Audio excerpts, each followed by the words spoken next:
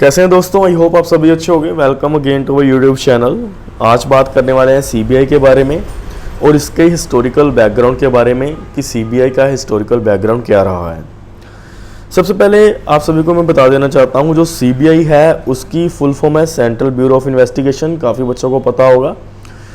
जो central bureau of investigation है, इससे हमें पता चल रहा है कि जो सीबीआई है, जब भी इन्वेस्टिगेशन की ज़रूरत पड़ती है तब हम सीबीआई को बुलाया जाता है।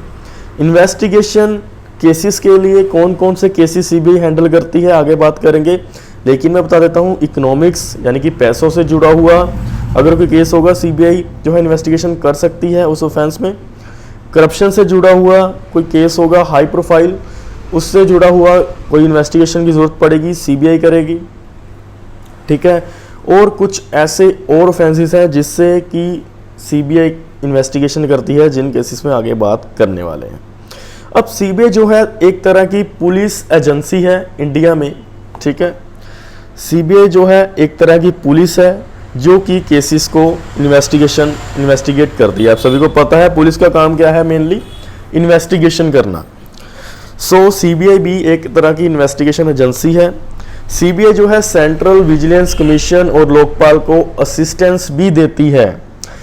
यानी कि विजिलेंस कमीशन का काम क्या होता है, करप्शन से जुड़े हुए केसेस को हैंडल करना, ठीक है। और करप्शन के जुड़े हुए केसेस में इन्वेस्टिगेशन की ज़रूरत पड़ती है तब उसमें जो है सीबीआई का रोल भी आ जाता है। अब इसके डिपार्टमेंट की बात करें, ये क्वेश्चन पूछा जाता है कई बार एग्जाम्स में, सीबीआई का डिपार्टमेंट क्या है। सबसे पहले सीबीआई का डिपार्टमेंट था मिनिस्ट्री ऑफ होम अफेयर्स, लेकिन इसको ट्रांसफ़र कर दिया गया था department of personal ministry of person pension and public grievance में, जो कि सीधा और सीधा फॉल करता है प्राइम मिनिस्टर के ऑफिस में, ठीक है। अब बात करते हैं इसके हिस्टोरिकल बैकग्राउंड के बारे में, सीबीआई का क्या रहा है। जब वर्ल्ड वॉर 2 चल रही थी, ड्यूरिंग द वर्ल्ड वॉर 2, तब एक स्पेशल पुलिस एस्टेब्लिशमेंट यानी कि एक स्पेशल पुलिस बनाई गई थी 1941 में, ठीक है। Department of war of British India ने इसको बनाया था। किस लिए बनाया था कि करप्शंस और ब्राइब के केसेस को, एलिगेशंस को इंक्वायर करने के लिए, इन्वेस्टिगेट करने के लिए, ठीक है। और जब 1947 के बाद स्पेशल पुलिस जो एस्टेब्लिशमेंट करी गई थी, स्पेशल पुलिस बनाई गई थी, सो उसमें जो है एक तरह का एक्ट ला दिया, Delhi special police establishment act 1946, जिसका जो मेन रोल था, ठीक है, वो इन्वेस्टिगेशन कर रहा था एलिगेशन करप्शंस के, ठीक है, गवर्नमेंट ऑफ इंडिया में।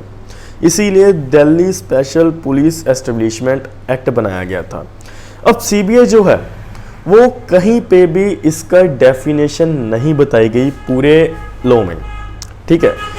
सीबीआई कोई भी स्टैट्यूटरी बॉडी नहीं है, यानी कि सीबीआई को किसी भी एक्ट में एज ए डेफिनेशन नहीं बताया गया कि सीबीआई क्या रहेगी, ठीक है।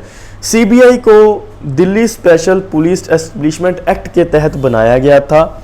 इस एक्ट में पावर दी गई थी सेंट्रल गवर्नमेंट को कि वो एक तरह की स्पेशल पुलिस बना सकती है। अब जो स्पेशल पुलिस बनी है उसका नेम उन्होंने सीबीआई रख दिया है।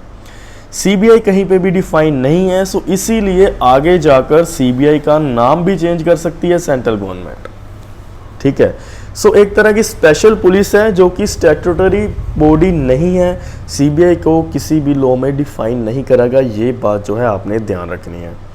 सेम वही बात, CBI is not a statutory body but derive it's power investigation from the Delhi special police establishment act, यानी कि सीबीआई को कहीं भी डिफाइन नहीं करा गया, लेकिन इसको पावर मिलती है इन्वेस्टिगेशन करने की कि Delhi special police establishment act के तहत, ठीक है।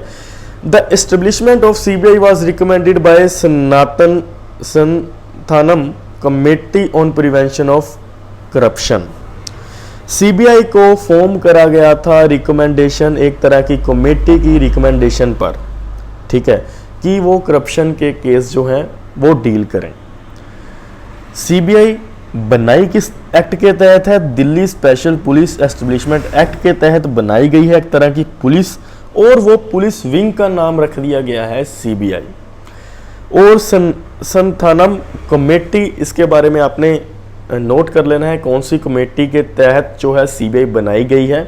संथानम कमेटी के तहत जो है सीबीआई जो है बनाई गई थी, संथानम कमेटी की रिकमेंडेशन पर। अब इन 1963 CBI was established by Government of India with a view to investigate serious crime related to defense of India।